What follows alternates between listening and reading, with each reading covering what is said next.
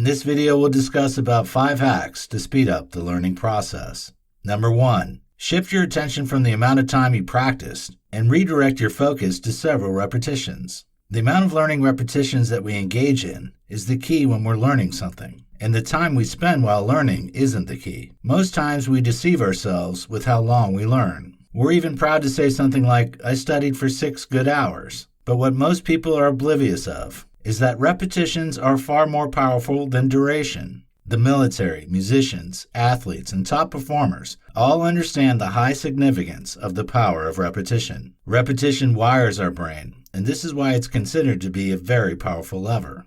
So think more of how often you practice your skill, and think less of the hour you spend doing it at a stretch. Number 2, break everything down into small chunks. There are several smaller pieces of chunks of information that are housed in every skill or piece of knowledge that we attain. And one of the ways our brain learns is through chunking. So, what are you to do? Foremost, break down the task you have at hand into smaller chunks, and then proceed to the next step, which leads us to number 3. Number 3, perfect each chunk. Now you focus on working and mastering each chunk at a time. At this stage, you may have to revisit the first step, which is repetition. Whichever chunk it is you're starting with first, keep repeating it to master it effectively, and then proceed to the next step, which is perfection. Once you're done perfecting that chunk, you move to the next chunk. As you keep perfecting these chunks, you're gradually creating a chunk chain.